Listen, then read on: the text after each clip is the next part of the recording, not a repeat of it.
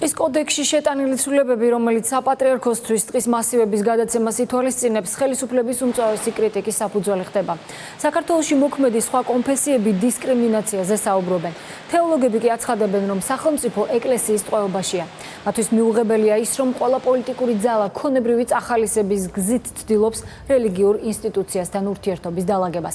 ევანგელისტური ეკლესიის წარმომადგენელი ამბობს, რომ სახელმწიფო საერთოდ არ უნდა ერეოდეს რელიგიური ორგანიზაციების განვითარებაში და ზალტყე შელაშვილისთვის მიუღებელია პოლიტიკოსების ის განცხადებებიც, როდესაც ისინი ამბობენ, რომ ქვეყნის განვითარებაში განსაკუთრებულ როლს სწორედ მართლმადიდებლური ეკლესია ასრულებს.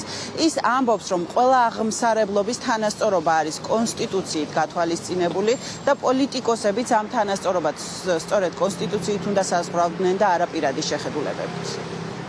ჩვენ არ ვფიქრობთ, მე პირადად არ ვფიქრობ, რომ სახელმწიფო საერთოდ უნდა ასეთი ტემპით თუ ასეთი ძალით ერეოდეს სხვადასხვა რელიგიური ორგანიზაციის განვითარებაში.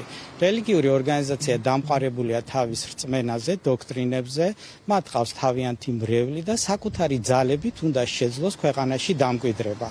ხოლო ის ტენდენცია, რომ თითქოს მართლმადიდებელი ინსტიტუცია არის რაღაც განსაკუთრებული და ამას ანიჭებენ სახელმწიფო მოხელეები თავიანთ ინტერპრეტაციას, ეს არ არის სწორი. სახელმწიფო მოხელეებს აქვთ კონსტიტუცია და კონსტიტუციის შესაბამისად უნდა იმოქმედონ. რაც შეეხება მათ პირად რწმენას, ეს მათი პირადი რწმენაა და შეუძლიათ თვლიდნენ ისე, როგორც მათ სურთ საკუთარ, ასე ვთქვათ, გარემოში. მადლობა სოფო ვარდიაშვილი.